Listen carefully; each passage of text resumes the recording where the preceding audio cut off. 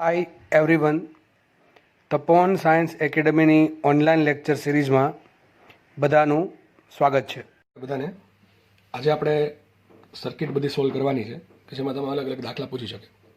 હવે સર્કિટમાં એવું છે કે તમને કોઈ પણ ટાઈપની સર્કિટ પૂછી શકે કે જે બેઝિક નિયમનો ઉપયોગ કરીને સોલ્વ થતી હોય. બેઝિક નિયમો કયા કયા આવશે? ઓહમનો નિયમ આવશે, કિર્ચોફનો પહેલો નિયમ આવશે અને કિર્ચોફનો બીજો નિયમ આવશે, બરાબર. અને પછી અવરોધોના શ્રેણી જોડાણ અને અવરોધોના સમાંતર જોડાણ. આ બધા જે બેઝિક નિયમો છે એના આધારે તમને સર્કિટ પૂછી શકે છે અને નોર્મલી બહુ ઇઝી સર્કિટ હશે. તમે તમારે બુદ્ધિ થોડી વાપરશો એટલે આરામથી તમે સર્કિટ સોલ્વ કરી શકશો. તો મોસ્ટલી જે સર્કિટ સોલ્વ થતી હોય છે એમાં આપણે કિર્ચોફનો બીજો નિયમ ઉપયોગ કરવાના હોતા હોઈએ છીએ. કિર્ચોફનો બીજો નિયમ અને જોડે જોડે કિર્ચોફનો પહેલો નિયમ, બરાબર છે. તો મોસ્ટલી સર્કિટ એ પ્રમાણે સોલ્વ થતી હોય છે. સર્કિટની પ્રેક્ટિસ તમારે તમારી જાતે પણ કરવી પડશે કારણ કે બધું અહીંયા મેથેમેટિક્સ જ આવવાનું છે. મેથેમેટિક્સ કેવું ઇક્વેશન બનશે, સમીકરણો સિમ્પલ બનશે અને સમીકરણને સોલ્વ કરવાના છે, બસ. બીજું કંઈ ધોરણ 10નું મેથેમેટિક્સ છે કે ધોરણ 10નું ગણિત, બરાબર. પણ આમાં જરાક પણ આમ પ્લસ માઇનસની ભૂલ થઈ આખો દાખલો ખોટો પડશે. એટલે થોડુંક ધ્યાન રાખવાનું છે. મજા આવે એવો ટોપિક છે પણ થોડુંક આમાં સાવચેતી રાખવી પણ એવું જરૂરી છે કારણ કે તમે કોઈ જગ્યાએ પ્લસ આવે ને માઇનસ મૂક્યું તો આખું ઇક્વેશન ખોટું બનશે. ઇક્વેશન ખોટું બનશે તેનું સોલ્યુશન પણ ખોટું જ આવશે.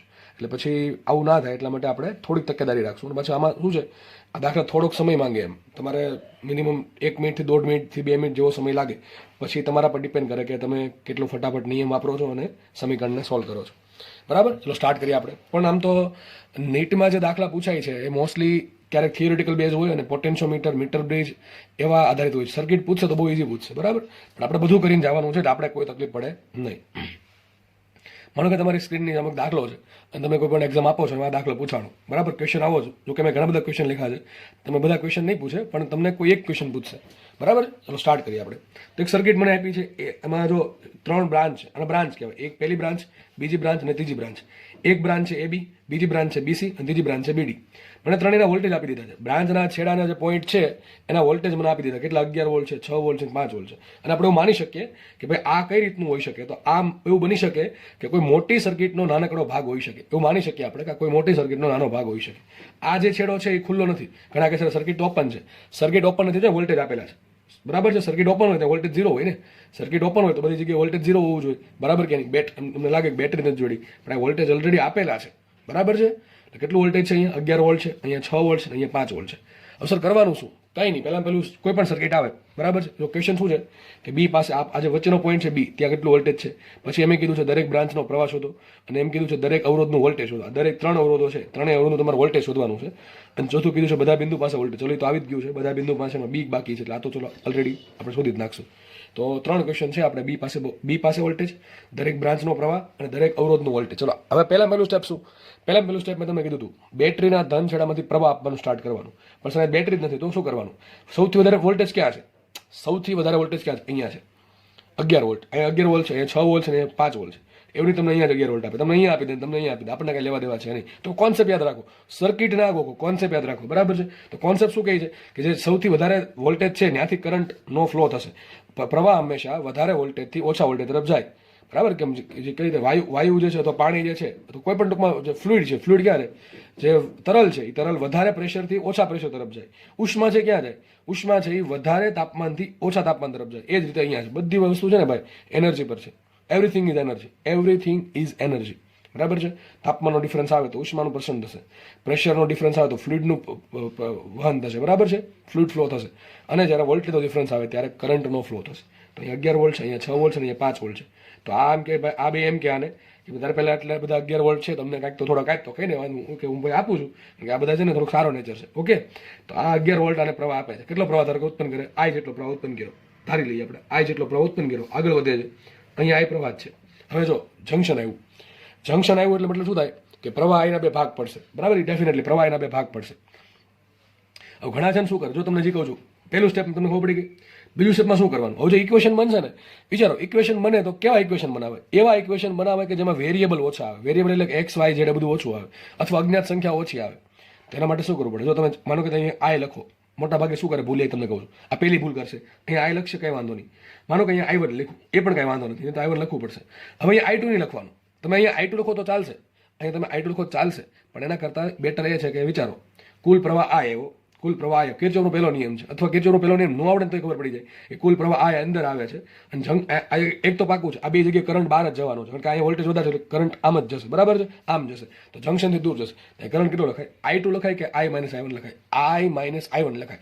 I2 કેમ ન લખાય? I2 એટલા માટે ન લખાય કે મારે શું કામ ભાઈ એક વધારે વેરિયેબલ વધારો I2, પછી પાછું લખવું કે I બરાબર I1 પ્લસ I2 છે, પછી સમીકરણમાં જ્યાં જ્યાં મને I2 દેખાશે ત્યાં શું મૂકીશ? I-I1 મૂકીશ, અને પાછું એટલી બધી લેન્થી ગણતરી કરવી એના કરતાં બેટર રહે છે કે હું પહેલેથી જ સ્માર્ટ વર્ક કરું. તો હું શું સ્માર્ટ વર્ક કરીશ કે ભાઈ અહીંયા કરંટ I1 ગયો છે તો અહીંયા કેટલો જવા દેવો? અહીંયા જવા દેવો. જો વિચારો કે 5 એમ્પિયરનો કરંટ આવે છે તો અહીંયા 3 એમ્પિયરનો ગયો તો અહીંયા કેટલો જાય? 2 એમ્પિયરનો જાય તો અહીંયા કેટલો જશે? તો કુલ પ્રવાહમાંથી I1 બાદ કરો તો અહીં કેટલો પ્રવાહ જશે?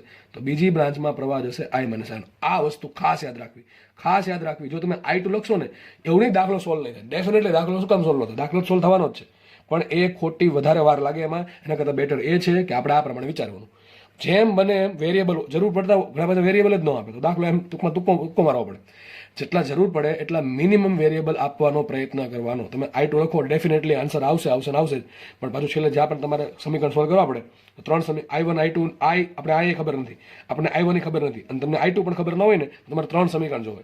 3 વેરિયેબલ માટે 3 મિનિમમ સમીકરણ જોવે. અહીંયા ખાલી 2 જ વેરિયેબલ છે, એક I છે અને એક I1 છે. ચલો હવે કાંઈ નહીં, હવે મારે શોધવાનું છે, મારે I શોધવાનું છે ને મારે I1 શોધવાનું છે, બરાબર. મારે I ને I1 શોધવાનું છે, એ બે મને મળી જાય તો મારો દાખલો સોલ્વ થઈ જાય.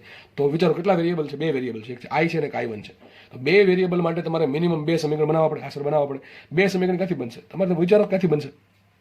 ત્યાં વિચારો તમે ક્યાં ક્યાં વોલ્ટેજ આપ્યા છે. હવે કોનો વારો આવે? કિર્ચોફનો પહેલો નિયમ આપણે વાપરી નાખ્યો. હવે વારો આવે કિર્ચોફના બીજા નિયમનો. ચલો સ્ટાર્ટ કરીએ આપણે. જો અહીંથી સ્ટાર્ટ કરશું, ધારો કે આ પોઈન્ટ. હવે જો અહીંયા આપણે બંધ ગાળો નહીં બનાવી શકીએ. કિર્ચોફનો બીજો નિયમ તમને 2 રીતે શીખવાડ્યો છે, આખા બંધ ગાળા માટે અને નાનકડી બ્રાન્ચ માટે, બરાબર. નાનકડા ગમે એટલી બ્રાન્ચ એના માટે પણ વાપરી શકો. તો અહીંયા તો બંધ ગાળો બને કોઈ પોસિબિલિટી છે જ નહીં, કારણ કે સર્કિટ જે ટાઈપની આપેલી છે. હવે સર્કિટ જે ટાઈપની આપેલી છે તો આપણે શું કરશું? બંધ ગાળા માટે નહીં, પણ સિમ્પલ એક બે બ્રાન્ચ માટે કિર્ચોફનો બીજો નિયમ વાપરે. ચલો ધ્યાનથી સમજો. ચલો આ પોઈન્ટ લઈ લઈએ. તો પેલા VA લઈ લઈએ. હું કેવો માર્ગ લઉં છું? માર્ગ લઉં છું ABC. ચલો કેનો માટે લઉં છું? ABC માર્ગ માટે કિર્ચોફનો બીજો નિયમ વાપરતા. ચલો અહીંયા કેટલો વોલ્ટેજ? ધારો કે પેલા આ વોલ્ટેજ ખબર નથી આપણને, અહીંયા કેટલો વોલ્ટેજ હશે? VA હશે. આગળ વધ્યા, પ્રવાહ આવ્યો, અવરોધ આવ્યો, બરાબર છે.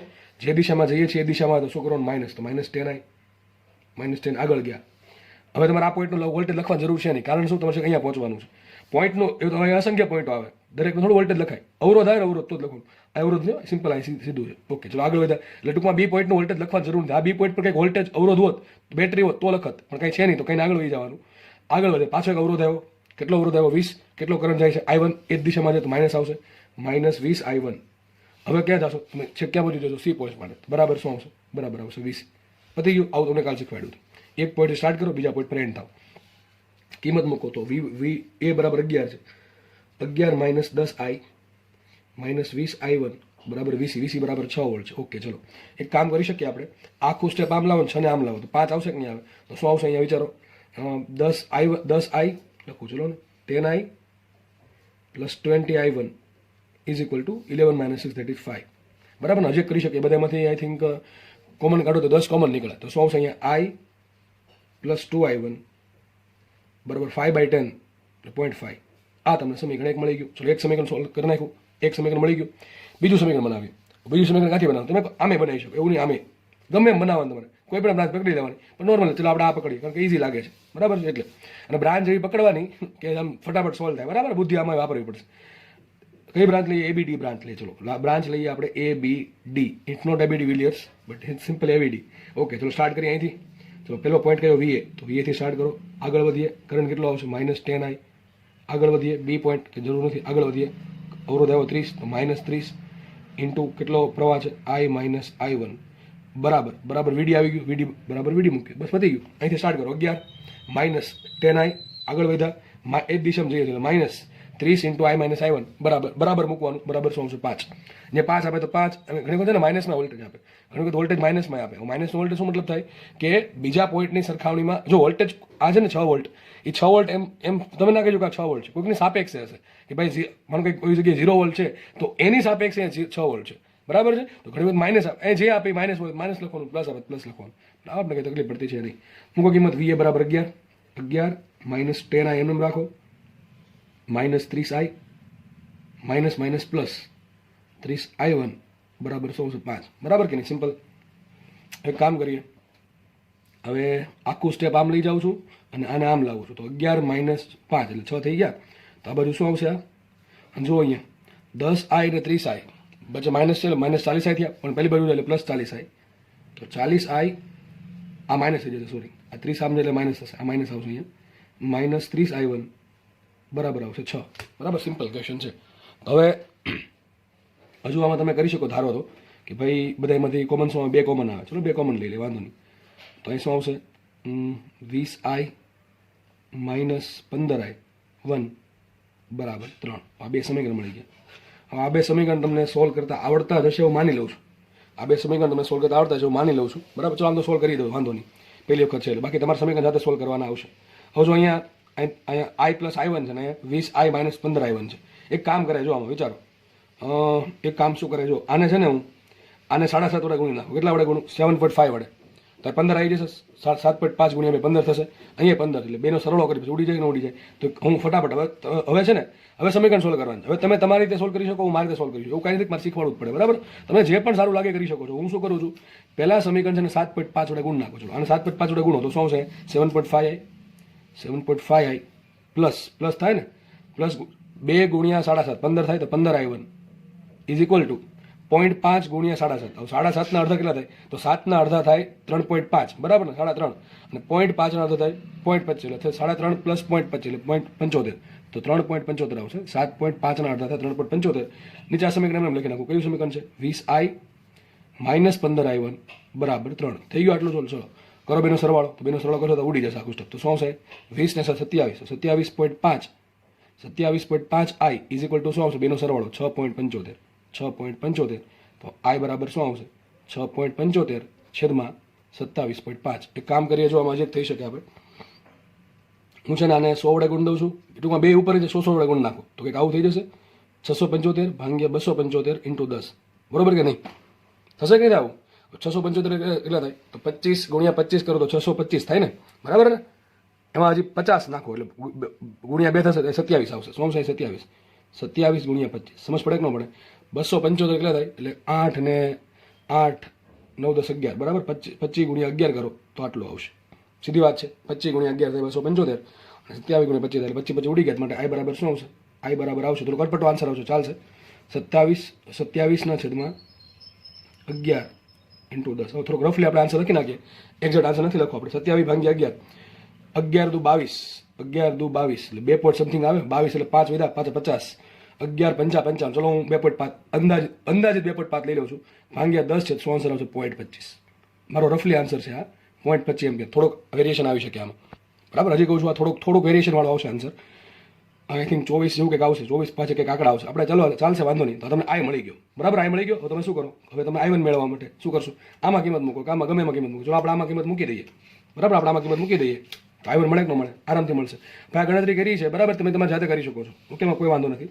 આપણે આમાં i મૂકી દે તો i1 મળશે કે નહીં મળે? ચલો i કેટલા મળે આપણને? 0.25, અંદાજિત 0.25 છે, તો 0.25 પ્લસ 2 ઇન્ટુ i1 શોધવાનું એમને રાખો, ઇઝ ઇક્વલ ટુ આવશે 0.5. આ 0.25 જવા દો, આ બાજુ શું આવશે? અહીંયા 2i1 બરાબર 0.5 માંથી 0.25 બાદ થાય, હજી 0.25 વધે, તો 0.25, અને પાછા ભાગ્યા 2 કરો તો 0.25 ના અડધા શું થાય? 25 ભાગ્યા 2 તો 12.5 થાય. તો અહીંયા શું આવશે? 0.125 એમ્પિયર. એમ્પિયરમાં આન્સર આવશે. ખાલી તમારે એમ્પિયર એ જ લખવાનું, બરાબર.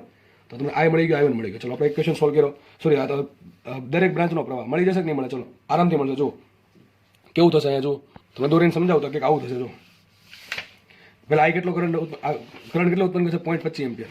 તો અહીંથી કરંટ ઉત્પન્ન થશે 0.25 એમ્પિયરની આસપાસ. હું કહું છું આસપાસ, બરાબર. એક્ઝેક્ટ નથી આપણો આંકડો, અને એક્ઝેક્ટ લાવવાની જરૂર પણ નથી. તો i જેટલો કરંટ ઉત્પન્ન થયો, એમાંથી i1 કેટલો હશે? i1 કેટલો હશે? 0.125, એટલે એનો અડધો. જો દેખાય છે અડધો છે, તો 0.125 અહીંયા ગયો. 0.125 એમ્પિયર જેવો અહીંયા જશે, અને બાકીનું 0.125 એમ્પિયર અહીંયા જશે, બરાબર. સર્કિટમાં ગમે એવા આંકડા આપે આપણને, 11 આપે, 5 6 બધું ફેરવી નાખે ને તો આપણને કાંઈ ફરક પડવો જોઈએ નહીં. તો દાખલા છે ને, કોઈ દાખલો નહીં ગણે, કોઈ દાખલો ગોખશે નહીં ભાઈ. ઘણા ગોખી નાખે 11 6 5, અરે ટોપા, આમાં કેટલી બધી વેલ્યુ છે, 10 છે ને કે 12 કરી નાખો તો આખો દાખલો આન્સર અલગ આવશે, પણ રીત બેઠી જ આવશે. રીત બધા દાખલા સરખી જ આવવાની છે, બરાબર છે. તો ખાસ યાદ રાખો. ચલો સર્કિટ છે ને ફટાફટ દોર નાખું પાછી. આપણે સર્કિટ સોલ્વ કરી નાખી છે, અને છે ને બહુ સર્કિટ સળગાડવા બહુ રહેવું નહીં, બરાબર. ફટાફટ સર્કિટ દોરવા 5 6 સેકન્ડ વધારે સમય લાગવો જ ન જોઈએ, ગમે એવી સર્કિટ હોય. 11 વોલ્ટ હતું, બાકી સમય તમારે ઘટશે પછી. અહીં 6 વોલ્ટ છે, ને અહીંયા 5 વોલ્ટ છે, અહીં 10 ઓહ્મનો અવરોધ છે, આ છે 20 ઓહમનો અવરોધ ને નીચે છે 30 ઓહમનો અવરોધ. ચલો આવું કંઈક આપ્યું હતું. આપણે સર્કિટ સોલ્વ કરી કરંટ કેટલો મળ્યો? અહીંયા મળ્યો મને 0.25 એમ્પિયરનો કરંટ. અહીંયા જાય છે ટૂંકમાં અહીંયા કેટલો જાય છે 0.125 એમ્પિયર અને અહીંયા પણ સેમ વેલ્યુ 0.125 એમ્પિયર. આપણે સમીકરણ કરી નાખ્યું છે બરાબર છે. અહીંયા બી પોઈન્ટ છે, અહીંયા એ પોઈન્ટ, અહીંયા સી પોઈન્ટ, અહીંયા ડી પોઈન્ટ. એટલે આપણને ખબર પડી ગઈ. આગળ વધીએ. ચલો પહેલો ક્વેશ્ચન શું છે? દરેક બ્રાન્ચનો પ્રવાહ. ચલો મળી ગયો. ઓકે થઈ ગયું વાત પૂરી. હવે બીજો ક્વેશ્ચન આપણે આ પછી સોલ્વ કરું છું. હું પહેલાં આ સોલ્વ કરી નાખું. દરેક અવરોધનું વોલ્ટેજ મળશે કે નહીં મળે? ટૂંકમાં એક્ઝેક્ટ ક્વેશ્ચન આવો છે. તમે આવું લખ્યું હશે કે દરેક અવરોધના બે છેડા વચ્ચે કેટલું વોલ્ટેજ હશે. બરાબર શું લખ્યું છે તમને? દરેક અવરોધના બે છેડા વચ્ચે કેટલો વોલ્ટેજ. ચલો આ 10 ઓહમનો અવરોધ છે, એનું મારે વોલ્ટેજ શોધવું છે. મેં તમને પહેલા કીધું હતું અવરોધનું વોલ્ટેજ શું મળે? અરે વી બરાબર આર. અવરોધનું વોલ્ટેજ એટલે આર. વી બરાબર આર. એને અવરોધનું વોલ્ટેજ કહે. ચલો તો આ 10 ઓહમનો અવરોધ છે, એના માટે વોલ્ટેજ શું આવશે? ફટાફટ લખીએ આપણે. બેનો ગુણાકાર, એનો અવરોધ ગુણ્યા પ્રવાહ કેટલો આવશે? 10 ગુણ્યા 2.5 2.5 વોલ્ટ. હું ડાયરેક્ટ લખું. તમારે શું લખવાનું છે કે 10 ઓહમના અવરોધનું વોલ્ટેજ કેટલું હતું? 2.5 વોલ્ટ. આ પ્રમાણે ગણતરી કરવાની છે આખી. તમારે આખી ગણતરી બતાવવાની, તમારે આમ ટૂંકમાં નથી લખવાનું. બરાબર છે? કારણ કે હું તો તમે સમજેલા છો એટલે તમે કરાવું છું. કયું સૂત્ર આપણે વાપરીએ છીએ? વી બરાબર આર વાપરીએ. કયું આપણે વી બરાબર આઈ ઇન્ટુ આર થઈ જશે. બરાબર છે? તો વોલ્ટેજ કોઈ અવરોધના બે છેડા વચ્ચે વોલ્ટેજ કેટલું મળે? તો અવરોધમાંથી વહેતો પ્રવાહ ગુણ્યા અવરોધ. તો 10 ગુણ્યા 2.25 થાય 2.5 એમ્પિયર. 2.5 વોલ્ટ સોરી વોલ્ટેજની વાત છે એટલે. ચલો આનો કેટલો વોલ્ટેજ હશે? તો બસ એ જ વાત. પહેલાં તમે મીંડું ગુણ નાખો શું થશે? 1.25 1.25 ગુણ્યા 2 શું થાય? 2.5. તો બીજા 20 ઓહમનો અવરોધ છે એનું વોલ્ટેજ પણ કેટલું હશે? 2.5 વોલ્ટેજ હશે. કેટલું હશે? 2.5 વોલ્ટ. આગળ વધીએ. આ 30 ઓહમના અવરોધનું વોલ્ટેજ શોધીએ તો શું આવશે વિચારો? પહેલાં તો મીંડું આપી દે શું થયું? 1.25 ગુણ્યા 3 કરવા છે. શું કરવા છે? 1.25 ગુણ્યા 3. તો 1.25 ગુણ્યા 3 કરશો તો 3 × 3 ને 0.25 ગુણ્યા 3 0.75. તો શું 3.75. તો અહીંયા વોલ્ટેજ આવશે 3.75 વોલ્ટ. થઈ ગયું કે ન થઈ ગયું? તો આ તમારો જવાબ આવી ગયો. હજી એક વસ્તુ બાકી છે. આ બી પોઈન્ટ પાસે કેટલું વોલ્ટેજ હશે? ચલો કંઈ વાંધો નહીં, મેળવી લઈએ આપણે. જો માનો તમને ખાલી એવું જ પૂછ્યું છે. આ બધું ક્યારેક પૂછે તો પૂછો, ઠીક છે. બાકી આ બધું પૂછશે નહીં. આ વધારે સવાલ પૂછે કે બી પાસે વોલ્ટેજ કેટલું હશે. તો આરામથી મળે. જુઓ મારે શું શોધવું છે? બી પાસે વોલ્ટેજ. બરાબર છે? શું શોધવું છે મારે? બી પાસે વોલ્ટેજ. અને માનો કે મને એકે વેલ્યુ ખબર નથી, તો શું કરવાનું? કંઈ નહીં. આપણે આટલા ભાગમાં કિર્ચોફનો નિયમ વાપરી દેવાનો. આટલા ભાગ માટે ખાલી કિર્ચોફનો નિયમ વાપરી દેવાનો. ચલો શું વાપરશું? તો ખાલી આ બ્રાન્ચ પર ફોકસ કરો. ખાલી આ બ્રાન્ચ પર ફોકસ કરો. ક્યાંથી સ્ટાર્ટ કરશું? પહેલાં એ પોઈન્ટ લખીએ વીએ. પહેલાં જોઈ લેવાનું કે જે આપણે સર્કિટ બનશે એ આખી બંધ લૂપ બનશે કે ખાલી ઓપન લૂપ બનશે. તો જો અહીં દેખાય છે આપણને કે સર્કિટ બંધ નહીં થાય. આપણે અહીંયા સુધી વાપરશું તો સર્કિટ અહીંથી બંધ થઈ. તમે આખું ફરીને પાછા એ પર આવો તો સર્કિટ બંધ થઈ હોય. તો તમારે વીએ લખવાની જરૂર નથી. તમે કાલ સમજાવ્યું છે. બરાબર છે? અને તમે દરેક નાનકડા બ્રાન્ચ માટે લખતા હો ત્યારે તમારે લખવાની જરૂર છે. તમે વીએ એમને રાખશું. આગળ વધીએ. વીએ પછી આગળ શું થાય છે? જો 10 × I1 તો માઇનસ આવશે ને, જે દિશામાં જઈએ છે એ દિશામાં છે. તો 10 × 0.25 શું થાય? 2.5. બરાબર. ડાયરેક્ટ મૂકું છું બેનો ગુણાકાર. 10 ગુણ્યા 0.25 શું થાય? બેનો ગુણાકાર આર વાળો. બરાબર છે? 10 ગુણ્યા 2.5 એટલે થશે -2.5 ઇઝ ઇક્વલ ટુ વીબી. બતી ગયું. Is equal to VB. તો વીએ કેટલા છે? વીએ છે 11 2.5 બરાબર વીબી. તો વીબી બરાબર શું આવશે? 11 માંથી 2.5 કરે શું થાય? 8.5 8.5 વોલ્ટ. બી પાસેનો વોલ્ટેજ મળી ગયું. દેખાય કે નહીં? તો દાખલો આવી ગયો. કેટલું વોલ્ટેજ હશે અહીંયા? 8.5 વોલ્ટ. કેટલું હશે અહીંયા? 8.5. એવું નહીં તમે આ બ્રાન્ચ પકડો, તમે આ બ્રાન્ચ પકડી શકો, તમે આ બ્રાન્ચ પકડી શકો, તમે કોઈ પણ બ્રાન્ચ પકડી શકો છો. સેમ વોલ્ટેજ આવશે. બરાબર બધી જગ્યાએ. હવે છે ને એક્ઝેક્ટ આન્સર છે ને કદાચ એની થોડાક અલગ હોઈ શકે. કારણ શું? દાખલો સોલ્વ થઈ ગયો ભાઈ. બરાબર દાખલો સોલ્વ થઈ ગયો. શું ગણ્યું આપણે? બી પાસે વોલ્ટેજ આની આસપાસ મળશે.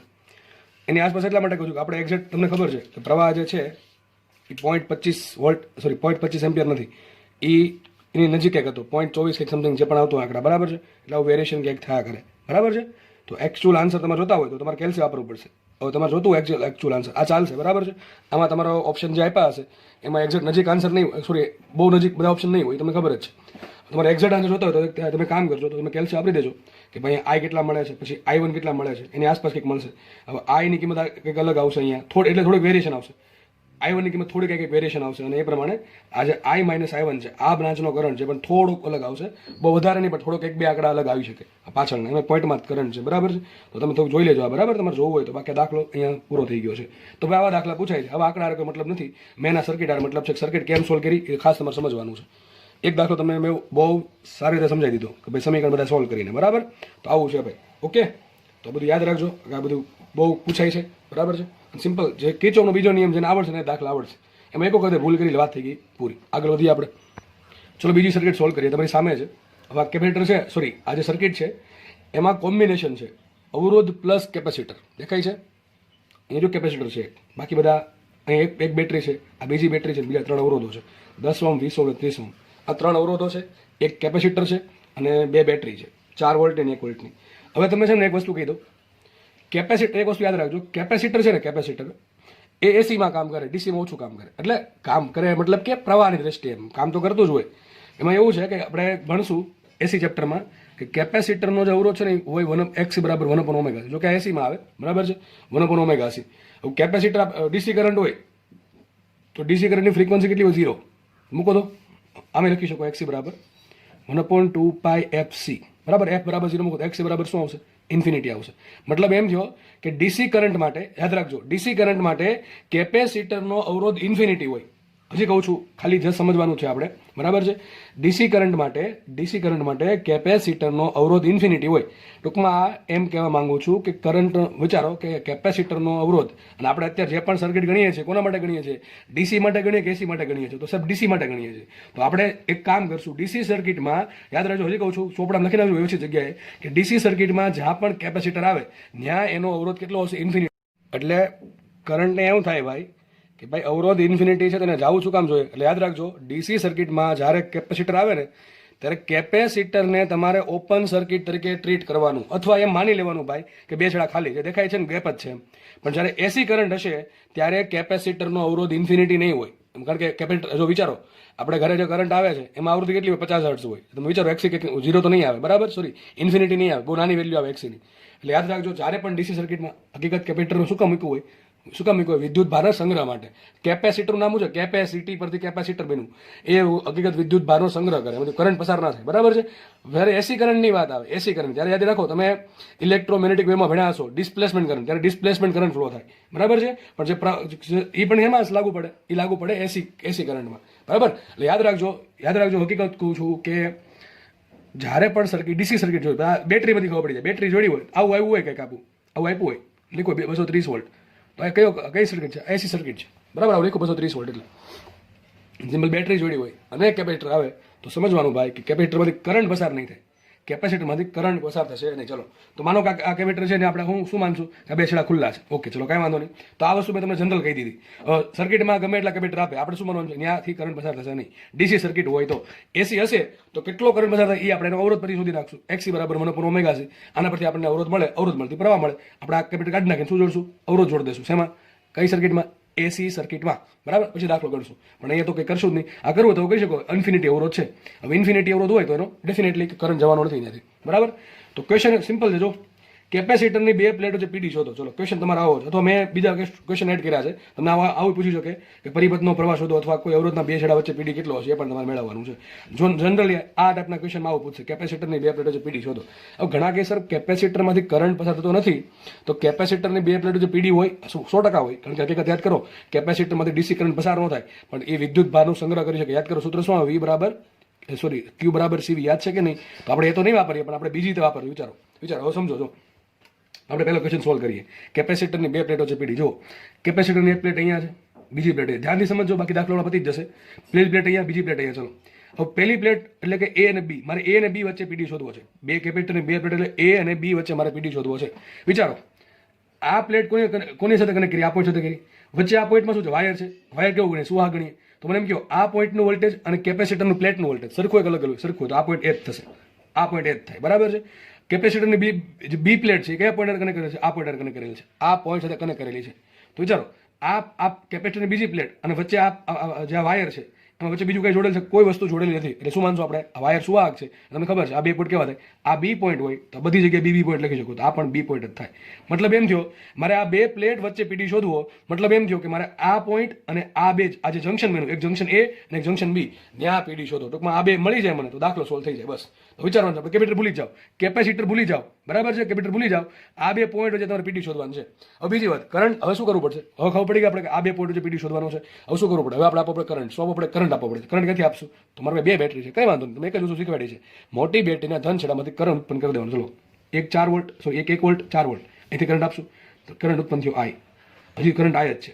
હવે વિચારો, બે ભાગ પડે છે, થોડો કરંટ ઉપર જાય, થોડો કરંટ આ બાજુ જાય. પણ કરંટ, મેં તમને શું કીધું, કરંટ પાસે દ્રવ્ય દ્રષ્ટિ છે, એને ખબર પડી જાય કે કઈ બ્રાન્ચમાં કેટલો અવરોધ છે પહેલેથી. તો વિચારો, કરંટ અહીં ઉભો રહેશે, બિચારો થોડાક સમય માટે ઉભો રહેશે અને જોશે કે ભાઈ ક્યાં રસ્તો સારો છે. તો અહીંયા જોયું કે અહીંયા તો આગળ કોણ છે? ઓહો, બાપરે બાપ, કેપેસિટર છે. કેપેસિટર છે, સર્કિટ કેવી છે? ડીસી. તને ખબર પડી કે અહીંયા ઇન્ફિનિટી અવરોધ છે. એટલે શું કરે ખબર છે? કરંટ અહીંયાથી ફ્લો જ નહીં થાય, આ પહેલા જેવું છે શોર્ટ સર્કિટ જેવું. મને કંઈ વાયર જોડ્યો સીધો તો બધો કરંટ નથી ફ્લો થઈ જાય. મને કંઈ વાયર જોડ્યો સીધો કેપિટલ કરી શું નાખું સિમ્પલ વાયર, તો અહીંયા કરંટ 0 હશે આ બ્રાન્ચમાં, કારણ કે અહીંયા 0 ઓહમ થઈ ગયું. યાદ રાખો, જ્યારે 0 ઓહમ આવે ને, 0 ઓહમનો અવરોધ હોય ને, ત્યારે બધો કરંટ નથી જવા દેવાનો, ભાગ જ નહીં પડવાનો કરંટના. અને બીજું યાદ રાખો, જ્યારે ઇન્ફિનિટી અવરોધ આવે ને, ત્યારે કોઈ પણ માત્રામાં કરંટ થોડું કંઈ નહીં જવા દેવાનું. બે વસ્તુ યાદ રાખજો, ફરીથી કહું છું, જ્યારે કોઈ બ્રાન્ચમાં 0 અવરોધ હોય ત્યારે બધો કરંટ ત્યાં જવા દેવાનો, બધો કરંટ.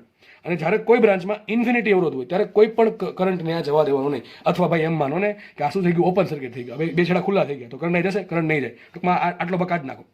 દેખાય છે? આટલી જ આકૃતિ છે આપણી પાસે. કેટલી? આટલી. તો આવી આકૃતિ થઈ ગઈ, બરાબર કે નહીં? આ આખું કાઢી જ નાખો ઘડીક, આ સમજવા માટે તમે કાઢી નાખો. આ છેદ નહીં માની લો, દેખાય છે? આટલું જ છે. દેખાય છે કે નહીં? આ તમારી આકૃતિ થઈ ગઈ આટલી. વિચાર તો કરંટ ક્યાં જશે? બધો કરંટ હવે ઉપર તો જવા નથી, બધો કરંટ આવશે અહીંયા આઈ કરંટ આવશે, અહીંયા આઈ કરંટ આવશે. વિચારો, હવે વિચારો પાછું. ચલો હવે પછી નવું વિચારવાનું. શું વિચારવાનું જુઓ. હવે આગળ અહીંયા કરંટ ઊભો છે, હવે જોવે છે કરંટ, બરાબર? અહીંયા હવે કરંટ જોવે છે. ઉપર શું છે? તો ભાઈ બેટરી છે, બરાબર? કેપેસિટર છે, કેપેસિટર નથી, તો કરંટ તો જોવું જ પડશે, બરાબર? કરંટ અહીંયાથી ફ્લો થવો પડશે. અને થોડોક અહીંયા 20 ઓહમનો જોરો, એટલે અહીંથી પણ કરંટ ફ્લો થશે, અહીંથી ભાગ પડશે. ધારો કે અહીંયા આપી દઉં છું નામ, હું શું આપી દઉં છું? I1 નામ આપી દઉં. શું આપી દઉં? I1. અહીંયા I1 કરંટ આવ્યો, આગળ વધ્યો, ચલો એ પોઈન્ટ પાસે આવ્યો. આમ જાય કરંટ ના નહીં જાય, કારણ શું? ત્યાં પણ ઇન્ફિનિટી અવરોધ છે, તો બધો કરંટ અહીંથી ફ્લો થશે. I1 કરંટ આગળ આવે છે, અહીંયા આવી ગયું છે I1 કરંટ. હવે અહીંથી I કરંટ હતો, બરાબર છે? ઘણા પછી ને I2 લખી, મેં કીધું, મેં શું હમણાં જ કીધું છું. અહીંયા I2 નહીં લખવાનું. શું લખવાનું? અહીંયા કુલ કરંટ I હતો, એનો એક ભાગ I1 ગયો, ત્યાં કેટલો હશે? I-7. કેટલો આવશે અહીંથી? I-7. અહીંથી કરંટ કેટલો આવ્યો? I-7 આવે છે. પછી આ પોઈન્ટ, ચલો વિચારો, ઉપરથી I1 આવે, અહીંથી I-7 આવે, બે ભેગા થઈને શું બનાવે? I બનાવે. તો જો આપણે જે બેટરીમાંથી જેટલો કરંટ ઉત્પન્ન કર્યો હતો, ઓટોમેટિક એટલો ઋણ છેડામાં આવી જવો જોઈએ. ચલો આવી ગયો, આપણી સર્કિટ બરોબર છે. મારી મચોડી નહીં, ઘણા પછી મારી મચોડીને લાવે, ગમે એમ કરી સીધી રીતે લાવવાનું, સ્ટાન્ડર્ડ રીતે, બરાબર? તો આ તમારી સર્કિટ હવે કમ્પ્લીટ થઈ ગઈ. હવે શું કરવાનું છે વિચારો. હવે કોઈ પણ દાખલો સોલ્વ કરવા માટે તમારે I શોધવો પડશે. I શોધશો તો વસ્તુ મળે. આપણે બે વેરિયેબલ છે, I છે ને I1 છે, તો તમારે બે સમીકરણ બનાવવા પડશે. બે સમીકરણ બનાવવા માટે મારે બે બંધ ગાળા લેવા પડે. બે બંધ ગાળા લેવા પડે, બરાબર છે? એક આપણે આ બંધ ગાળો લઈ લઈએ અને એક આ બંધ ગાળો લઈ લઈએ, બરાબર? સિમ્પલ. તો પહેલાં ચલો નામ આપી દઉં.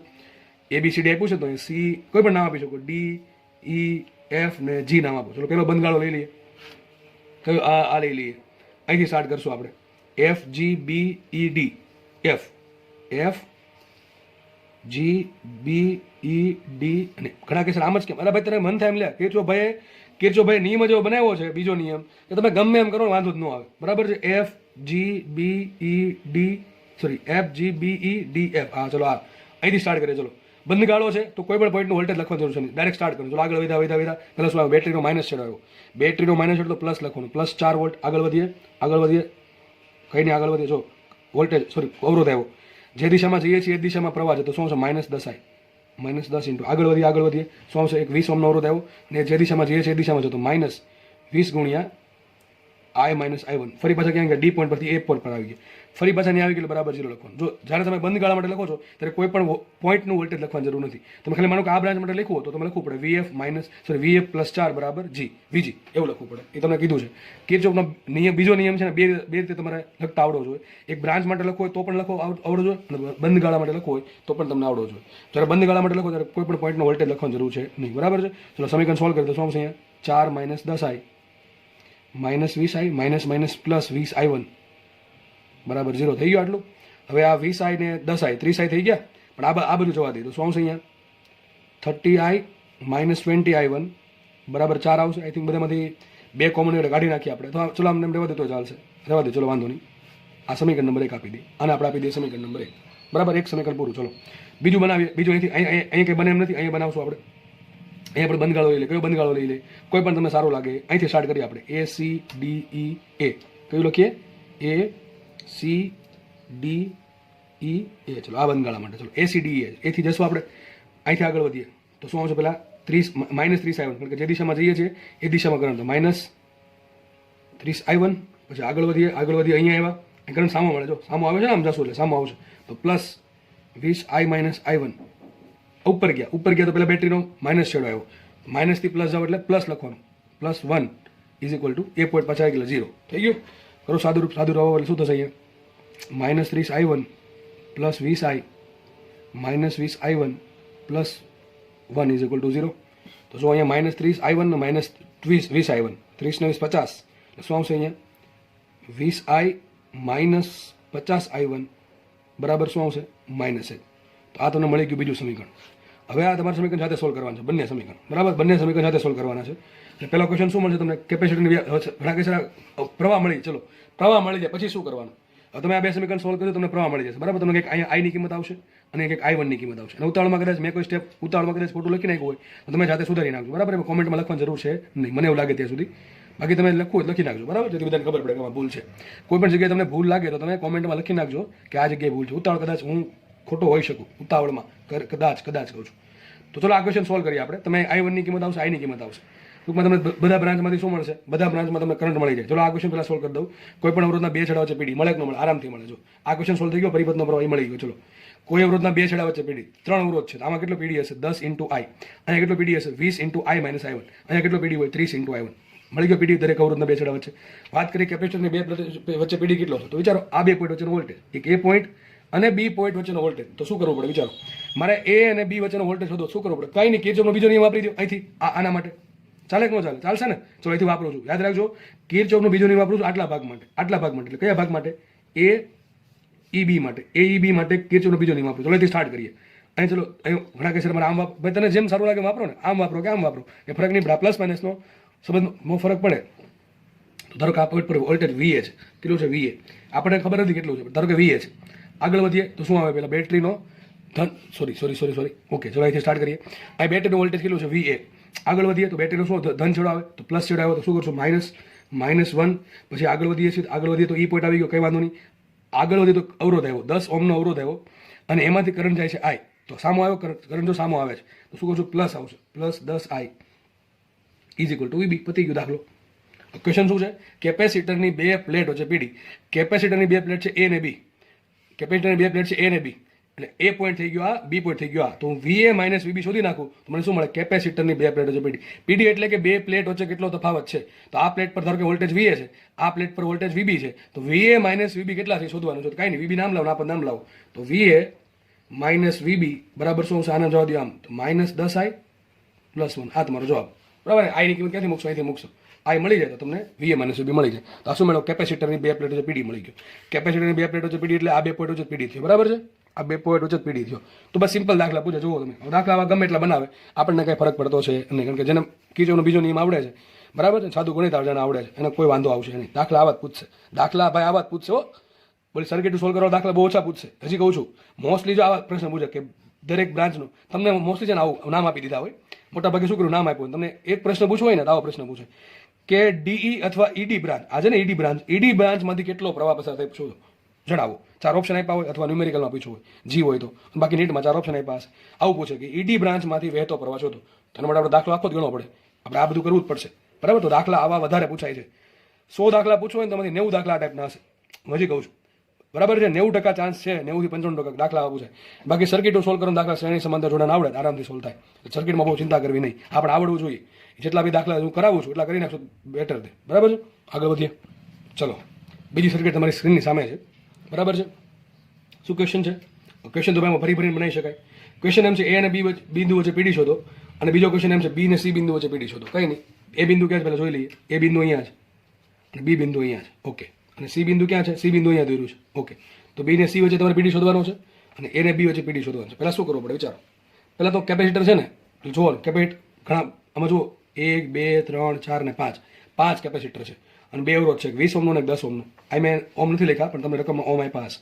અને એક બેટરી જોડેલ છે DC બેટરી જોડી છે 100 વોલ્ટની, બરાબર છે. તો તમને હમણાં કહી રહ્યો છું કે DC સર્કિટમાં જ્યારે કેપેસિટર આવે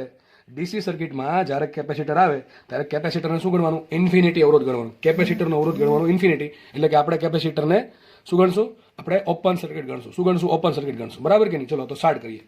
હવે ઉપરની સર્કિટ પહેલા જો આમાં બે ભાગ છે. ઉપરની આખી સર્કિટમાં કેપેસિટર છે બધા, અને નીચેની સર્કિટમાં બધા અવરોધ છે, વચ્ચે કે છે નહીં. તે કામ કરીએ, પહેલા ઉપરની સર્કિટ સોલ્વ કરી દો. જો તમને અહીંયા છે ને, તમને અહીંયા કેપેસિટર પણ આવડી જશે, એટલા માટે મેં કેપેસિટર બાકી રાખ્યું. તમને કેપેસિટર પણ આવડી જશે. જુઓ હવે ધ્યાનથી સમજો. માનો કે તમને આ દાખલો બેઠો ઉપર આટલી સર્કિટ પૂછાડી ચેપ્ટર નંબર 2 માંથી. ક્વેશ્ચન એમ છે કે આપેલ સર્કિટ માટે સમતુલ્ય કેપેસિટન્સ શોધો. ચલો આ સર્કિટ છે ઉપરની, એના માટે આપણે સમતુલ્ય કેપેસિટન્સ શોધવાનું. શું કરશું વિચારો, કંઈ નહીં, જો બુદ્ધિ વાપરો થોડીક. જો કોઈ પણ સર્કિટ સોલ્વ કરીને તો પહેલા પોઈન્ટમાં નામ આપવાનું. શું આપવાનું, પહેલું સ્ટેપ શું, પોઈન્ટ આપો, નામ, ટૂંકમાં દરેક પોઈન્ટને નામ આપો. ચલો, અને મેં કીધું હતું 2 પોઈન્ટ વચ્ચે ખાલી સિંગલ વાયર જોડેલો હોય તો 2 પોઈન્ટ સરખા હશે, આ રીત તમને બહુ કામ લાગશે, આ રીત તમને બહુ જ કામ લાગશે, હજી કહું છું, બરાબર છે. તો જો આ એક આ પોઈન્ટ એ છે, તો વિચારો આ પોઈન્ટ વિચારો, આ બે પોઈન્ટ કઈ છે, કઈ નથી, તો આ પોઈન્ટ કઈ હોય એ જ હશે, આ પોઈન્ટ પણ એ જ થઈ ગયો છે. ખબર પડી કે ન પડી? વિચારો આ પોઈન્ટ ને આ પોઈન્ટ એ થાય નહીં, કારણ શું? બે વચ્ચે કેપિટલ છે, આ બે પોઈન્ટ અલગ અલગ છે. પછી આ પોઈન્ટ અને આ પોઈન્ટ વચ્ચે એક થાય નહીં થાય, કારણ શું? બે વચ્ચે કેપિટલ છે. ઓકે ચલો, આ બે પોઈન્ટ સરખા થાય? ન થાય, કારણ કે બે વચ્ચે કેપિટલ છે, 1 માઇક્રોફેરાડ. ઓકે ચલો, મને એમ કહો આ પોઈન્ટ બી છે, જેની સમજો આ પોઈન્ટ બી થાય કે ન થાય? આ સબ લખાય, કારણ કે વચ્ચે વાયર છે, એ વાયરને આપણે શું ગણીએ? 0 અવરોધ ગણીએ, એટલે આ પોઈન્ટ પણ બી થાય. સેમ રીતે આ પોઈન્ટ પણ બી થશે અહીંયા પણ, બરાબર કે નહીં? તો આ પ્રમાણે નામ આપવા મળે તો બહુ ઇઝી પડે. ઓકે ચલો, હવે સમજો અહીંયા બી પોઈન્ટ આવી ગયો, અહીંયા સી પોઈન્ટ છે, તો શું આ પોઈન્ટને સી પોઈન્ટ કહી શકાય કે ના કહી શકાય? ના કહી શકાય. અત્યારે જોઈને એવું લાગે નથી કહી શકાતું, બરાબર છે? કંઈ વાંધો નથી કહી શકાતું. અને બીજી વાત, આ પોઈન્ટ જે ત્રીજા પોઈન્ટ છે, ધારો કે નામ આપી દઉં છું ડી પોઈન્ટ, ઘડીક નામ આપી દઉં છું ડી પોઈન્ટ, બરાબર? ઉપરની સર્કિટ સોલ્વ કરવા માટે હું ડી પોઈન્ટ નામ આપી દઉં, તો આ પોઈન્ટ ડી હોય તો આ પોઈન્ટ પણ ડી જ હોય. સમજ પડી ગઈ? આ પહેલા કરી નાખ્યું, જેને ડાયરેક્ટલી સમજ પડી જાય છે, નામ આપવાની જરૂર નથી, બરાબર છે? હવે કરવાનું શું? હવે આ સર્કિટ મારે સોલ્વ કરવી છે, આ સર્કિટ મારે સોલ્વ કરવી છે, તો શું કરવું પડે? જો આ એ પોઈન્ટ, હવે તમે થોડીક બુદ્ધિ વાપરજો. માનો કે વાયર આ પ્રમાણે ગોઠવેલો છે, હવે આ એ પોઈન્ટ છે ને આ પોઈન્ટ એ છે, બે પોઈન્ટને ભેગા કરો ચાલે? ચાલે જ ને. કેમ ચાલે? કારણ કે બે પોઈન્ટ તો સરખા છે. બે પોઈન્ટ તમે દૂર દૂર દર્શાવો કે ભેગા દર્શાવો, કંઈ ફરક પડે નહીં. તે કામ કરો, વિચારો તમારી પાસે આ વાયર છે, એ વાયરને તમે પકડીને જોડી દો છો. એવું વિચારો કે આ વાયર છે ને, વાયર આ કેપેસિટર વાળો વાયર, એને હું ઉઠાવું છું અને જોડી દઉં છું, કે કેવું આવું કંઈક થઈ જશે? વિચારો, થોડુંક બુદ્ધિ વાપરો, આવું કંઈક થઈ જશે. જો નહીં થાય, આવું થશે કે નહીં થાય? બરાબર, આખી સર્કિટ આ પોઈન્ટ છે, આખો અહીંયા આવી ગયો, આ પોઈન્ટ આખો અહીંયા આવી જશે. અને સેમ રીતે આ ડી પોઈન્ટ છે, આ પણ ડી પોઈન્ટ છે. થોડીક બુદ્ધિ વાપરો ને તો ખબર પડે કે આ બ્રાન્ચ છે ને આખી પકડીને મૂકી દેવાય, આવું કંઈક થઈ જશે, બરાબર કે નહીં? એ કેટલો કેપેસિટર છે? એક છે, એકનું છે, બરાબર છે? આવું કંઈક થઈ જશે. સમજ પડી ગઈ?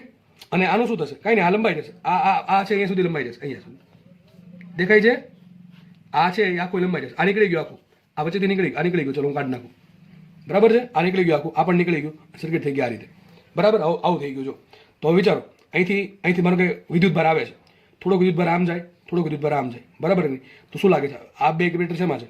આ બંને કેપેસિટર શેમાં? સમાંતરમાં છે. દેખાય છે? આ બંને કેપેસિટર આને સમાંતરમાં કહેવાય, આ સમાંતરમાં કહેવાય, એવું તો દેખાય છે, દેખાય છે અહીંયા એવું છે. જો એક આ અને એક આ બે શેમાં છે? સમાંતરમાં છે. હવે યાદ રાખજો, કેપેસિટરનું સમાંતર તો કરવાનું શું? અવરોધનું શ્રેણી. એક વસ્તુ બોલું છું, ખાસ ધ્યાનમાં રાખજો, કેપેસિટરનું સમાંતર તો અવરોધનું શ્રેણી, કેપેસિટરનું શ્રેણી તો અવરોધનું સમાંતર. કેવા શું માંગુ છું કે જે આપણે અવરોધમાં શું કરીએ? કારણ કે બે અવરોધ શ્રેણીમાં જોડે આપણે શું કરીએ? R1 + R2. તો જો બે કેપેસિટર સમાંતરમાં જોડ્યા હોય તો શું કરવાનું? કેપેસિટરનું સમાંતર એટલે અવરોધનું શ્રેણી. તો શ્રેણીમાં કરીએ સરવાળો, તો કેપેસિટરના સમાંતરમાં સરવાળો કરવાનો, અવરોધથી ઊંધું હાલવાનું. અને માનો કે બે અવરોધ છે R1 ને R2, એ બેને આપણે શેમાં જોડા? સમાંતરમાં જોડ્યા. તો સૂત્ર શું લખીએ? 1/R1 + 1/R2, અથવા આવું લખીએ R1 R2 / R1 + R2. તો કેપેસિટર જ્યારે શ્રેણીમાં જોડે ત્યારે એવું કરવાનું, બરાબર છે? ટૂંકમાં કેપેસિટરનું શ્રેણી એટલે અવરોધનું સમાંતરનું સૂત્ર વાપરવા, એના જેવું સૂત્ર વાપરવાનું. અને જ્યારે કેપેસિટરનું સમાંતર હોય ત્યારે અવરોધના શ્રેણી જેવું સૂત્ર વાપરવાનું, બરાબર? તો વિચારો, આ બે કેપેસિટર શેમાં છે? સમાંતરમાં છે.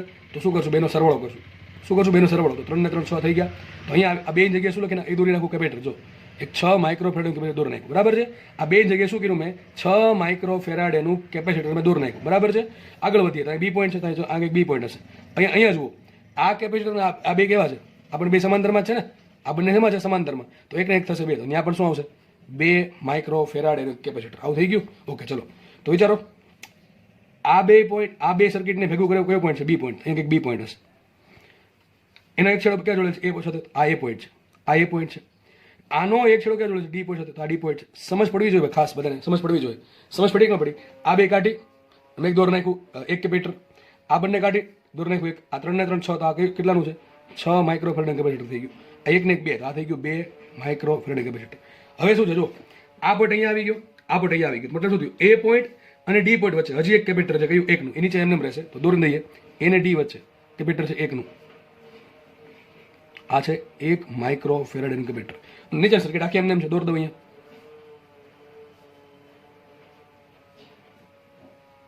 આ નીચે દોરો, ઉપર દોરો, ફરક નહીં પડે, બરાબર? અવરોધ આ 20 ઓહ્મ, આ 10 ઓહ્મ, આ 100 વોલ્ટની બેટ ચલાવવું છે.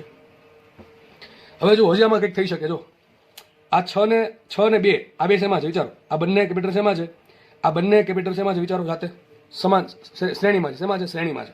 બંને કેપેસિટર શ્રેણીમાં છે. શું થાય? બેનું સમતુલ્ય. જરૂર નથી શોધવાની, પણ ખાલી કહી દઉં છું. શું થાય? એનું ઊંધું કરવું પડે. 1/6 + 1/2 = 1/c, અથવા આમ કરી શકો, c = c1 c2 / c1 + c2. જેમાં આપણે અવરોધ બે સમાંતરમાં હોય તો આપણે શું કરીએ? R equivalent = R1 R2 / R1 + R2. તેવું કરી શકો, c1 c2 / c1 + c2. આવું કરી શકો, બરાબર? તો ચલો આપણે કંઈ કરવાની જરૂર છે નહીં. આપણે શું કરવાનું છે? જો એ ને બી બિંદુ છે પીડી. હવે એ બિંદુ અહીંયા છે, બી બિંદુ અહીંયા છે, એની વચ્ચે મારે પીડી શોધવો છે. એ બિંદુ અહીંયા, તો અહીંયા ગણી શકો આ એ બિંદુ છે, આ પણ ડી બિંદુ છે. હવે આપણે કામ કરીએ, ચલો મોસ્ટલી સર્કિટ સોલ્વ થઈ ગઈ છે આપણી. કે ભાઈ હવે થોડુંક બહુ સારું લાગે છે, આના કરતાં આ ઘણું સારું દેખાય છે અને સાચું પણ દેખાય છે. હવે શું કરવાનું કે અહીંથી કરંટ આપો, અહીંથી કરંટ આપીએ, અહીંથી આપણે કરંટ આપશું, સોરી અહીંથી કરંટ આપવો પડશે કારણ કે ધન છેડો અહીંયા જોડેલો છે. ઓકે, કરંટ આપણે અહીંથી આપો, ચલો કેટલો કરંટ આવશે, ધારો કે આઈ જેટલો કરંટ ઉત્પન્ન થયો, બરાબર છે. કરંટ આગળ વધ્યો, જો આ પોઈન્ટ પર આવ્યો.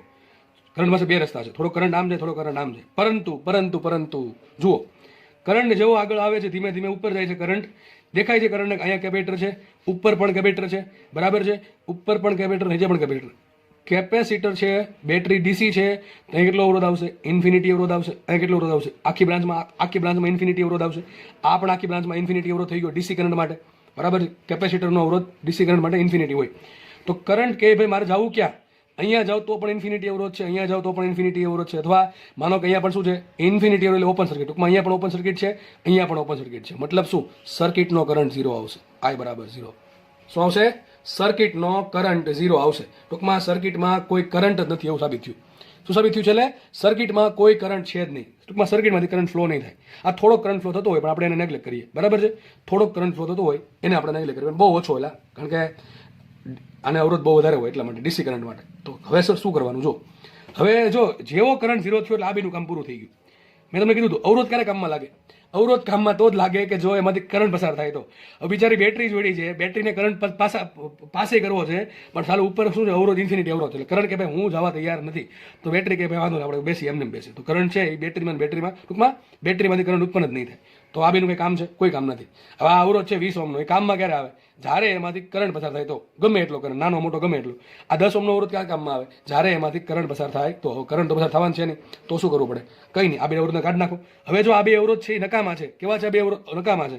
સર્કિટ કમ્પ્લીટ કરવામાં ભાગ ભજવશે. શું કરશે, આ બંને અવરોધ ખાલી સર્કિટ કમ્પ્લીટ કરવામાં ભાગ ભજવશે. તો એક કામ કરું છું, આ સર્કિટમાંથી કરંટ તો છે નહીં, સર્કિટ દોર નાખો આ પ્રમાણે. જો શાંતિ સમજો, સર્કિટ દોર નાખો છો આ પ્રમાણે.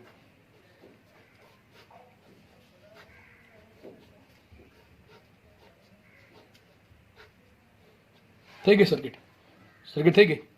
કારણ કે સર અવરોધ કેમ કાઢી નાખ્યા, અવરોધ એટલા માટે કાઢી નાખ્યા કે કારણ કે સર્કિટમાં કરંટ 0 છે. જ્યારે સર્કિટમાં કરંટ 0 હોય ને અવરોધ કાઢી નાખવાના, બરાબર છે. એનો ટૂંકમાં એનો કોઈ ભાગ નથી, અવરોધનો કોઈ ભાગ નથી. વિચારો અહીંથી અહીં સી પોઈન્ટ હતો ને, સી પોઈન્ટ અહીંયા છે, સી પોઈન્ટ અહીંયા કંઈક છે, બરાબર છે. સી પોઈન્ટ વિચારો અહીંયા છે, કે કોઈ ફરક નહીં પડે. કારણ શું, જો આ 10 ઓહ્મનો અવરોધ છે, એમાંથી કેટલો અવરોધ પસાર થાય, કેટલો પ્રવાહ પસાર થાય, 0. આમાંથી 0 એમ્પિયરનો કરંટ પસાર થાય. તો વિચારો 0 એમ્પિયરનો કરંટ પસાર થયો, તેના બે છેડા વચ્ચે વોલ્ટેજ કેટલો હશે, 0 હશે. 10 × 0 0. તો હું એમ કહેવા માંગુ છું કે આ અવરોધ છે શું કરશે, ખાલી સર્કિટ પૂરી કરવામાં ભાગ ભજવશે. અને અવરોધ જેવું કંઈ ઉત્પન્ન જ નહીં કરે. 10 ઓહ્મનો અવરોધ છે એ અવરોધ જ ઉત્પન્ન નહીં કરે. અરે ભાઈ, અવરોધ ક્યારે ઉત્પન્ન થાય, કરંટ પસાર થાય તો. પણ કરંટ જ નથી તો અવરોધનો મતલબ શું છે. તો હું એમ કહેવા માંગુ છું કે આ ડી પોઈન્ટ ને સી પોઈન્ટ સરખા થઈ જશે. કારણ શું, વચ્ચે અવરોધ છે પણ અવરોધ છે જ નહીં. એમ અવરોધ છે પણ અવરોધ નથી. લે સર એ કેવું, એ એવું હોય છે એટલા માટે કે કારણ કે કરંટ પસાર થતો નથી. તો એમ કહેવા માંગુ છું આજે તમારો જે ડી પોઈન્ટ છે એ સી પોઈન્ટ થશે. જો દેખાય છે, જે ડી પોઈન્ટ છે, કારણ કે આ અવરોધ નીકળી ગયો, તો જે અહીં સી પોઈન્ટ છે ને ડી પોઈન્ટ છે, ડી પોઈન્ટ ને સી પોઈન્ટ કેવા થાય, સરખા થાય. તો આપણે હું અહીં સી પોઈન્ટ લખી નાખું છું, બરાબર છે. આ સી પોઈન્ટ થઈ ગયો, આ બી પોઈન્ટ થઈ ગયો, આ એ પોઈન્ટ થઈ ગયો. હવે શું ક્વેશ્ચન છે, વિચારો ક્વેશ્ચન શું છે. આ તમારી સર્કિટ કમ્પ્લીટ થઈ ગઈ. ક્વેશ્ચન એમ છે એ અને બી બિંદુ છે પીડી. ચલો આ તો મળી જશે હમણાં. આ વિચારો, હવે આ દાખલો થઈ ગયો આખો ચેપ્ટર નંબર 2 નો. ચેપ્ટર નંબર 2 ના દાખલા આપણે અહીંયા જ ગણવાના છે. ચેપ્ટર 2 ના કેપેસિટરની સર્કિટના દાખલા આપણે અહીંયા જ શીખવાના છે. બધાને આવડે છે હું માનું છું, બરાબર છે, આવડતા જ હશે. જુઓ વિચારો, ઉપર બ્રાન્ચ, નીચે બ્રાન્ચ ને ત્રીજી બ્રાન્ચ, ત્રણેય બ્રાન્ચ છે. શેમાં લાગે છે, ત્રણેય બ્રાન્ચ. એક બ્રાન્ચ, બીજી બ્રાન્ચ ને ત્રીજી બ્રાન્ચ, વચ્ચે બધું કાઢી નાખ્યું, આપણે બધું કાઢી નાખ્યું. સીધી વાત છે, વચ્ચે બીજું કોઈ કનેક્શન છે નહીં.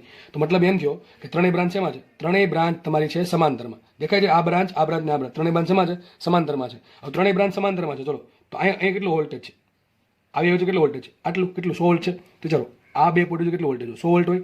અને આ બે પોઈન્ટ વચ્ચે પણ કેટલો વોલ્ટેજ હોય, 100 વોલ્ટ હોય. મતલબ જુઓ, આ જે પોઈન્ટ છે એ ને સી, તો આ પોઈન્ટ કેવો થાય, આ પોઈન્ટ પણ એ થાય અને આ પોઈન્ટ પણ સી જ થાય, ન થાય. આ પોઈન્ટ એ તો આ પોઈન્ટ એ થાય. કારણ શું, ત્રણેય પોઈન્ટ વચ્ચે કાંઈ છે નહીં, ત્રણેય પોઈન્ટ સરખા છે, આ પણ ત્રણેય પોઈન્ટ સરખા છે. એટલે માટે ત્રણેય બ્રાન્ચ શેમાં છે, ત્રણેય બ્રાન્ચ સમાંતરમાં છે. દરેક બ્રાન્ચ માટે કેટલો વોલ્ટેજ મળે, 100 વોલ્ટ મળે. આ બ્રાન્ચને 100 વોલ્ટ મળે, આ બ્રાન્ચને 100 વોલ્ટ મળે, નીચેની બ્રાન્ચને 100 વોલ્ટ મળે. ત્રણેય બ્રાન્ચને 100 વોલ્ટ મળે. વિચારો, એસી બ્રાન્ચ છે, એસી બ્રાન્ચ એને 100 વોલ્ટ મળ્યું, એસી બ્રાન્ચને 100 વોલ્ટ મળ્યું. તો વિચારો આ કેપેસિટર કેટલો વોલ્ટેજ મળે, આ કેપેસિટર એકલો 100 વોલ્ટ ભોગવશે. આ તમને પૂછી નાખે ને કે એ અને સી વચ્ચે વોલ્ટેજ તો મળી ગયો આપણને. એ અને સી વચ્ચે કેટલું મળ્યું, 100 વોલ્ટ મળ્યું. એક ક્વેશ્ચન સોલ્વ થઈ ગયો. આ વધારાનો ક્વેશ્ચન છે, બરાબર છે. એ અને સી વચ્ચે કેટલું વોલ્ટેજ મળશે, 100 વોલ્ટ મળશે. કેટલું વોલ્ટેજ મળશે, 100 વોલ્ટ મળશે. ચલો હવે આગળ વાત કરી ઉપરની બ્રાન્ચ. તો આ બ્રાન્ચમાં બેના ભાગમાં 100 વોલ્ટ આવશે. આ બ્રાન્ચમાં બે વચ્ચે 100 વોલ્ટ આવશે. વિચારો એ અને સી વચ્ચે કુલ કેટલું વોલ્ટેજ છે? 100 વોલ્ટ છે. હવે આ કેટલું કેપેસિટર છે? 6 નું છે, આ 1 નું છે, આ સોરી આ 2 નું છે, આ 6 માઇક્રોફેરાડનું છે અને આ 2 માઇક્રોફેરાડનું છે. હવે તમારે 100 વોલ્ટ છે ને બે વચ્ચે વેચવાના છે. થોડુંક વોલ્ટેજ આના 6 લેશે, આમાંથી 100 વોલ્ટમાંથી, અને થોડુંક વોલ્ટેજ આ લેશે. હવે સર વોલ્ટેજના ભાગ કેમ પાડવા? કંઈ નહીં, આ વોલ્ટેજ શેમાં છે? શ્રેણીમાં સમાંતરમાં. યાદ રાખો ચેપ્ટર 2 નું વાત કરું છું. આ બે કેપેસિટર શેમાં છે? શ્રેણીમાં છે. કેપેસિટરનું સૂત્ર શું આવે? Q બરાબર CV. યાદ રાખજો સૂત્ર શું આવે? Q બરાબર CV. હવે સૂત્ર આવશે Q બરાબર CV. ધ્યાનથી સમજો, કારણ કે ત્યાં સમજો કે અહીંયા સમજો બધું હરકું જ છે. બરાબર, આપણે એક જ વખત સમજવાનું હોય કોઈ વસ્તુ. હવે 100 વોલ્ટ છે મારે બેને આપવા છે. બે શેમાં છે? શ્રેણીમાં છે. યાદ રાખો અવરોધો શ્રેણીમાં હોય ને, બે અવરોધ શ્રેણીમાં છે તો બે વચ્ચે શું સમાન હોય? પ્રવાહ સમાન હોય. શું સમાન હોય? પ્રવાહ સમાન હોય. એ જ રીતે માનો કે બે કેપેસિટર શ્રેણીમાં છે તો બે માટે શું સમાન હોય? Q સમાન હોય. બે માટે શું સમાન હોય? Q સમાન હોય. તો વિચારો આ બંને કેપેસિટર શેમાં છે? શ્રેણીમાં છે. તો બંને કેપેસિટર શ્રેણીમાં બે માટે સમાન શું છે? Q સમાન છે. બે માટે Q સમાન છે. તો ચલો આના પર જેટલું Q છે આના પર એટલું જ Q હશે. તો બે માટે Q કેવું થાય? સરખું થાય. તો લખી શકું Q1 બરાબર Q2, Q1 બરાબર Q2. તો સમજો શું લખાય? C1 V1 બરાબર C2 V2. શું લખાય? C1 V1 બરાબર C2 V2. મતલબ શું થાય? અથવા આમે તમે વિચારી શકો Q કેવો અચળ છે તો C શું લખાય? સોરી V શું લખાય? 1/C. V શું લખાય? 1/C. ગોખવાનું નથી, સમજવાનું છે. Q બરાબર CV છે. Q બરાબર CV છે. બે માટે Q કેવો અચળ છે અને બે માટે કુલ વોલ્ટેજ કેટલું છે? 100 વોલ્ટ છે. એના ભાગ પાડવાના છે આપણે. તો V પ્રપોઝલ ટુ શું લખાય? C લખાય. શું લખાય? V પ્રપોઝલ ટુ C લખાય. V proportional to 1/C, sorry, કારણ કે V છેદમાં જશે અથવા C છેદમાં જાય. તો આનો શું મિનિંગ થયો? આનો મિનિંગ એમ થયો કે જેટલું મોટું કેપેસિટર શ્રેણીમાં, બે કેપેસિટર શ્રેણીમાં છે એમાં જેટલું મોટું કેપેસિટર એટલા વોલ્ટેજ ઓછા, જેટલું નાનું કેપેસિટર એટલા વોલ્ટેજ વધારે ભાગમાં આવશે. બરાબર કે નહીં? તો સમજો Q બરાબર CV, બે શ્રેણીમાં છે તો Q સરખા છે. તો V પ્રપોઝલ ટુ 1/C. જેટલું મોટું કેપેસિટર એટલા નાના વોલ્ટેજ, જેટલું નાનું કેપેસિટર એટલા વધારે વોલ્ટેજ. તો 6 વોલ્ટ છે ને 2 વોલ્ટ, સોરી 6 માઇક્રોફેરાડે અને 2 માઇક્રોફેરાડે, બે કેપેસિટર છે. મોટું કેવું છે? 6. તો 6 ના ભાગમાં ઓછું વોલ્ટેજ આવે અને 2 ના ભાગમાં વધારે વોલ્ટેજ આવે. હવે કરવાનું શું? જો આમ કરવાનું તમારે. 6 ને 2 કેટલા? 8 થાય. તો 100 ના 8 ભાગ પાડી નાખવાના. જો આમ કરવાનું. જો આમ સમજો, ખાલી એક વખત સમજો, વાત થઈ ગઈ પૂરી. આ 100 વોલ્ટ છે, આ એક 6 છે, અહીંયા 2 છે. બેન કરો સરવાળો, 8 થાય. તો 100 ના 8 ભાગ પાડો. 100 ના 8 ભાગ શું આવે? તો 25 ના 2 ભાગ એટલે 12.5 થાય કે ન થાય? અહીંથી 12.5 કેટલા થાય? 12.5 વોલ્ટ. બરાબર છે. હવે ઉલટું કરવાનું છે. આ 6 છે તો આને બે ગણા વોલ્ટેજ આપવાના આના, અને આ 2 છે તો ઉલટું કરી નાખવાનું. 6 વોલ્ટેજ 6 ગણા વોલ્ટેજ આપવાના. ફરીથી કહું છું, 100 વોલ્ટ છે તો આપણને એવી ખબર પડી કે જે મોટું છે એના ભાગમાં નાનો વોલ્ટેજ આવે, જે નાનું છે એના ભાગમાં વધારે વોલ્ટેજ આવે. આ 6 વોલ્ટ છે ને આ 2 વોલ્ટ છે, સોરી 6 માઇક્રોફેરાડે 2 માઇક્રોફેરાડે. પેલા બેનો સરળો કરી દો. 6 ને 2 8 થાય. તો 100 ના પેલા 8 ભાગ પાડી નાખો. એક ભાગ કેટલા આવશે? 12.5 આવશે.